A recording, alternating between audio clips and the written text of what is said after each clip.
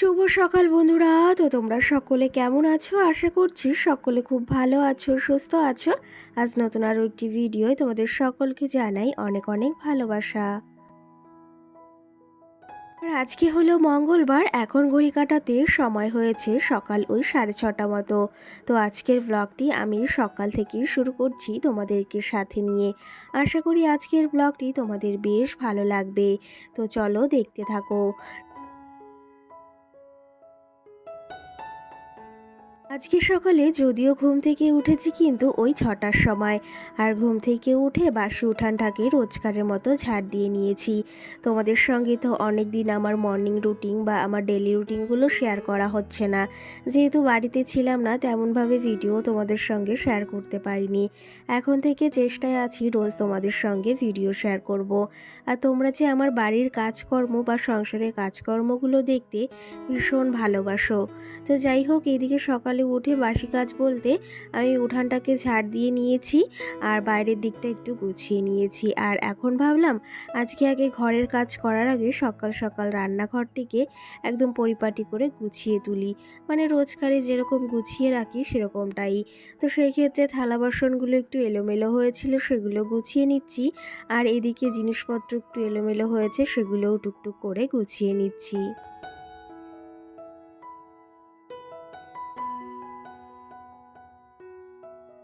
কারণ কি জানো তো, এই যে সকালই এমন একটা টাইম যে টাইমটাতে আমি নিলিবিলিভাবে একটু কাজ করতে পারি। কারণ আমার মামাম সোনা রয়েছে, ওর পেছনেও সময় দিতে হয়। আর আজকে কিন্তু এখনও ও ঘুম থেকে ওঠেনি, যেহেতু ঘুমিয়ে রয়েছে।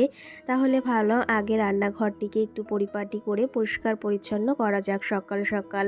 না হলে ওই যে বেলা হলে আর সময় হয়ে ওঠে না। আজকে আবার ওই মাল দেওয়ার কথা রয়েছে, জানি না কি হবে। তবে সেই জন্য তাড়াতাড়ি এই যে ঘুম থেকে উঠতে যে যদিও একটু দেরি হয়ে গেছে, ভেবেছিলাম 5টার দিকে উঠবো, কিন্তু কি জানো তো, শরীরটা যেহেতু একদমই সাথ দিচ্ছে না, মানে তোমরা আমার ভয়েস শুনেই হয়তো বুঝতে পারছো ভীষণ পরিমাণেই ঠান্ডা লেগেছে। তো সেই ক্ষেত্রে আজকেও ঘুম থেকে উঠতে বেশ খানিকটা দেরি হয়ে গেছে। একদম নাক কান বন্ধ হয়ে রয়েছে জানো ঠান্ডার জন্য। তো সেই ক্ষেত্রে ওষুধ খেয়ে একটু কমেছে, কিন্তু ওই যে তোমাদের সঙ্গে ভিডিও শেয়ার করা, কাজকর্ম শেয়ার করা তো করতেই হবে বলো। আর আমার তো বসে থাকলে হবে না বা শুয়ে থাকলেও হবে না, আমার কাজগুলো আমাকেই করতে হবে। ওই যে নিজের যোগ্যতা দিয়েই সংসারের সমস্ত কাজগুলো কিন্তু আমাদের গুছিয়ে নিতে হয়। আর সংসার করতে গেলে ওই যে জানো তো, রূপের কোনো প্রয়োজন হয় না, গুণ আর যোগ্যতা না থাকলে কোনো কিছুই জানো তো সম্ভব নয়। একটা সংসার করতে গেলে বা সংসারে কাজকর্ম করতে গেলে সেই কাজকর্মগুলো জানার দরকার হয়। আর প্রত্যেকে কিন্তু ওই যে বাবার বাড়ি থেকে কাজকর্ম শিখে আসে না, কিন্তু শ্বশুরবাড়ি এসে টুকটুক করে কাজকর্ম করতে করতে একদম শিখে যায়। যেমন দেখো, আমি শ্বশুরবাড়িতেই কিন্তু এসে কোনো কাজ শিখিনি, ওই বাবার বাড়ি থেকেই অনেক কাজ আমি করতাম, যেহেতু আমার মায়ের শরীরটা খারাপ ছিল, তখন সমস্ত কাজগুলো আমাকেই করতে হতো। আর তার পাশাপাশি আমার দিদিরও বিয়ে হয়ে গেছিল। তো সেই ক্ষেত্রে জানো তো, কাজগুলো আমার এখন কোনো রকম মনেই হয় না যে এই কাজে কষ্ট হবে। আর কাজকে কখনো কিন্তু ভয় পাই না যে এই কাজটিতে করতে এত কষ্ট হবে বা এই কাজটি করতে এতটা সময় লাগবে। তো যাই হোক, কাজ করতে আমার কিন্তু বেশ ভালো লাগে। আর জানো তো, কাজ করলে মনটাও অনেকটা ফ্রেশ থাকে। আর জানো তো, এই যে গোছগাছ পরিষ্কার পরিচ্ছন্ন করতেও আমার বেশ ভালো লাগে। কারণ কি জানো তো, ওই নোংরা জায়গা বা কোনো নোংরা জিনিস একদমই ভালো লাগে না। যতটা পরিপাটি থাকবো ততটা নিজেকেও পরিপাটি রাখবো, আর সংসারটাকেও এমনভাবে পরিপাটি রাখার সবসময় চেষ্টা করি।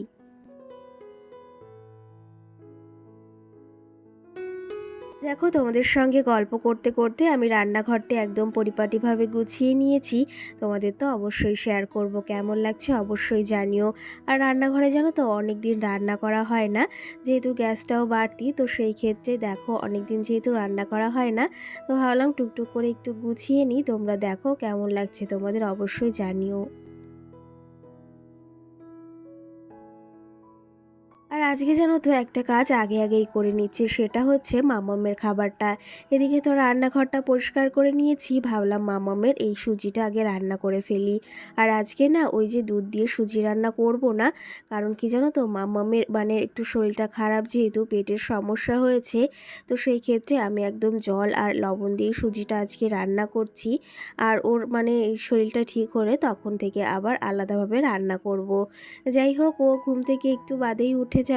আর আজকে যেহেতু মঙ্গলবার, তোমাদের দাদা ভাইয়ের ছুটি রয়েছে, সেহেতু ভাবলাম যে ওকে তো একটু বাদেই আবার নিয়ে যাবে। যখন ও বাজারে যায় ওকে কিন্তু নিয়েই যায় এই মঙ্গলবারের দিনটায়। তো সেই ক্ষেত্রে আমি আগে ওর খাবারটাকে রান্না করে নিলাম। কারণ কি জানো তো, খাবারটা ঠান্ডা হতেও বেশ খানিকটা সময় লাগে। আর ওর মাঝেও ঘুম থেকে উঠে ওকে রেডি করিয়ে দিয়ে তারপরে খাইয়ে দেব, তাহলে কিন্তু অনেকটা সময় ও থাকতে পারবে। আর এদিকে আমি ভাবলাম এখনও মাম্মাম যেহেতু ঘুম থেকে ওঠেনি, তাহলে ঘরের কাজগুলোও সেরে ফেলি। আর এইদিকে দেখো, টেবিলটাকে এখন পরিষ্কার করে নেব।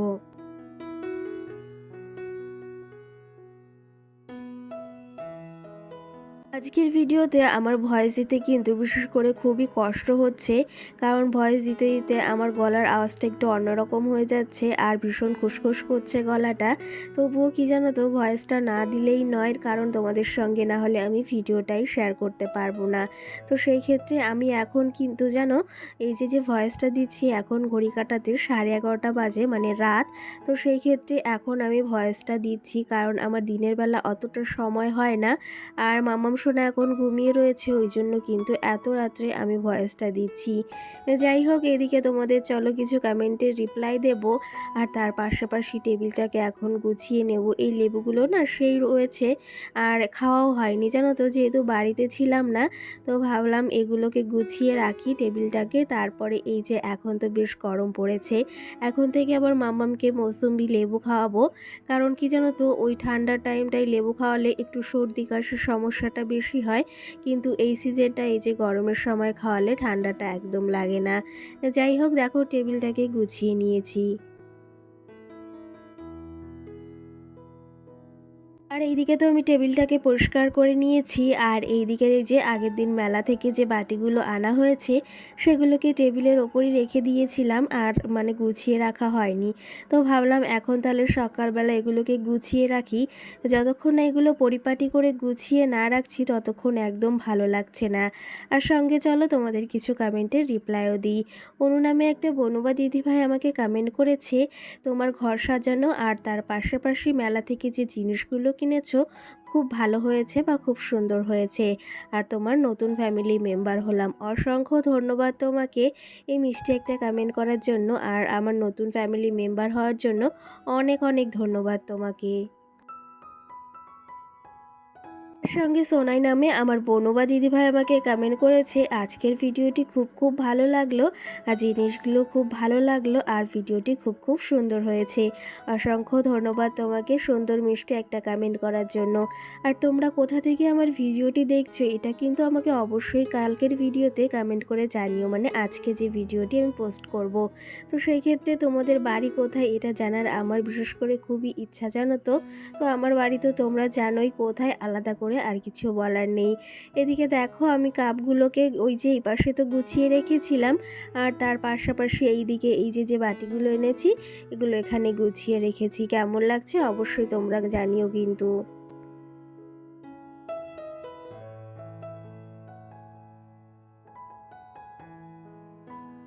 সঙ্গে লাভলি নামে একটা দিদিভাই বা বোনও আমাকে কমেন্ট করেছে, আমি তোমার ভিডিও রোজ দেখি বাট কিন্তু কমেন্ট করা হয় না।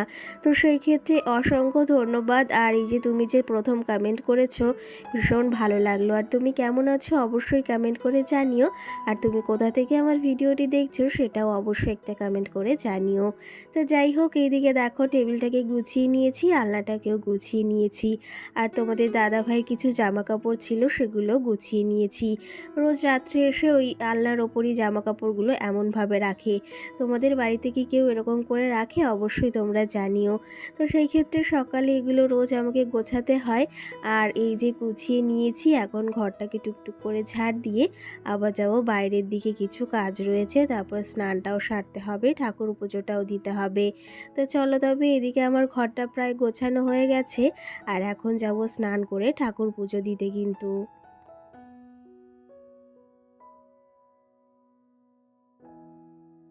আমি যেহেতু অনেকটা দিন বাড়িতে ছিলাম না, ঠাকুর পুজোও দেওয়া হচ্ছিল না, এদিকে আমি সকাল সকাল একদম সমস্ত কাজবাজ সেরে আগে ঠাকুরকে এই যে প্রণাম করে নিলাম। আর এইদিকে মাম্মাম সোনা, তোমাদের দাদাভাইও কিন্তু ঘুম থেকে উঠে গেছে।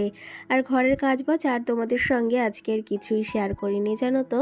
তো সেই ক্ষেত্রে ভাবলাম পরের দিনের ভিডিওতে শেয়ার করব, কারণ কি জানো তো, তোমাদের সঙ্গে যদি রোজ আমি ওই ঘরের ভিডিওই শেয়ার করি, তাহলে তোমাদের একদম ডেলি রুটিন বা ডেলি এক জিনিস ভালো লাগবে না। তো যাই হোক, এইদিকে দেখো আমি চা বসিয়ে দিয়েছিলাম, চাটাও হয়ে গেছে তোমাদের দাদা ভাই আর আমার জন্য। আর আজকে নতুন একটা কাপ বের করেছি কিন্তু। একটা কথা কি জানো তো, এই নতুন নতুন কাপে চা খেতে আমার ভীষণ ভালো লাগে। আর একটু স্টাইলিশ কাপগুলো আমার বেশ ভালো লাগে। এই কাপগুলো কিন্তু মাম্মামের বার্থডেতেই পেয়েছিলাম, জানো তো। একটা ভেঙে গেছে, আবার এটাও একটু সাইড থেকে ভেঙে গেছে, যেটা আগে বের করেছিলাম। এই জিনিসগুলো এরকম হতেই থাকে কিন্তু, জানো। যাই হোক, এইদিকে আমি এখন চা মুড়ি খেয়ে নিচ্ছি, আর মাম্মামকে এর মাঝে খাইয়ে দিয়েছি। আর স্নানটা তো আমি আগে সেরে ঠাকুর পুজো দিয়ে এসেছি। আর এখন যাব রান্নার দিকে। বেশ খানিকটা বেলা হয়ে গেছে, দেখতে পেয়েছো ভীষণ পরিমাণে রোদ বেরিয়েছে, আর এখন কিন্তু ভীষণ গরমও পড়ছে। কারণ এই ওয়েদারটা একদম ভালো নয়, রাত্রে ওই যে ঠান্ডা, আর দিনের বেলা ভীষণ গরম পড়ছে। এইদিকে যাব রান্না করতে, তার আগে ভাবলাম আজকে একটু কুমড়ো শাক দিয়ে তরকারি করব। তোমাদের ওই যে বলেছিলাম না, বাড়ির পাশেই একদম কুমড়ো শাক হয়েছে ভীষণ পরিমাণে। তো সেগুলো এখন কেটে নিচ্ছি, কি সুন্দর সুন্দর ডগা বের হয়েছে। আর এগুলো দেখেই একদম খেতে ইচ্ছা করে। একদমই কিন্তু সার বিষ দেওয়া হয়নি, এখানে প্রতি বছরই কিন্তু এই গাছগুলো হয়, আর বেশ কিন্তু শাক হয়। তো এখন চলো এই শাকগুলো কেটে নিই, তারপর যাবো আবার রান্নার দিকে, রান্নাটাও সারতে হবে, এখনও প্রচুর কাজ জমে রয়েছে।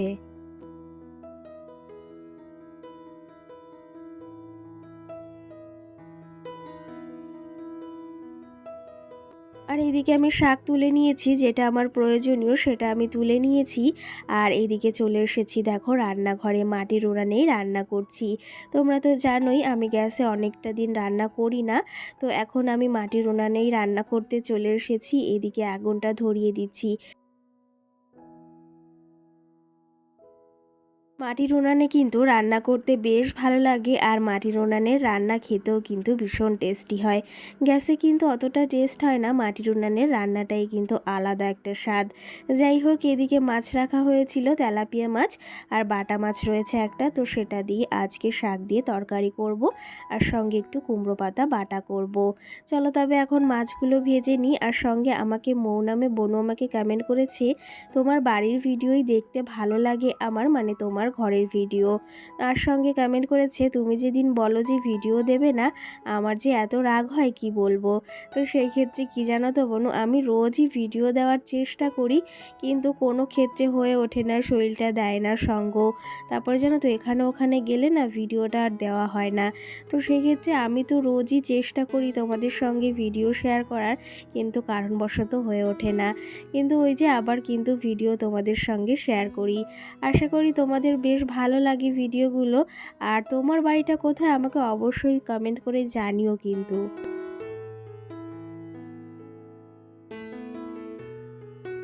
সঙ্গে অমৃতা নামে একটা দিদিভাই বা বোনও আমাকে কমেন্ট করেছে, পার্লারে গেলে কাজকর্ম করলে রান্না বাড়া সারলে আর খুব ভালো লাগলো।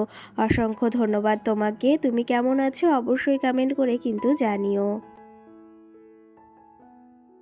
আর সঙ্গে সোহানা নামে মিষ্টি বোন আমাকে কমেন্ট করেছে ভিডিওটি খুব ভালো লাগলো, আর মামাম সোনা কত সুন্দর কথা বলতে শিখে গেছে। এই সত্যি জানো তো, মামাম সোনা খুব ভালো কথা বলতে শিখে গেছে, এত সুন্দর কথা বলে। ওর কথাগুলো শুনে কিন্তু একদম মনটা ভরে যায়। তো যাই হোক, এদিকে দেখো রান্নাবাড়া সেরে নিয়েছি, আর আজকে কিন্তু কুমড়ো শাকের তরকারি করেছি, আর সঙ্গে কিন্তু কুমড়ো পাতা বাটা করেছি আর ডিম সিদ্ধ। আমার তো ভীষণ ভালো লাগে কুমড়ো পাতা বাটা, আর তোমাদের দাদা ভাইয়েরও বিশেষ করে। তো চলো তবে এখন খাওয়া দাওয়া সেরে নেব, আর মামামের ভাতটাও বেড়ে নিয়েছি। ওকে কিন্তু ওই শাকের তরকারি দিয়েই খাওয়াবো এখন, আর ঝাল দিয়েই ওকে কিন্তু এখন মানে ভাতটা খাওয়াই।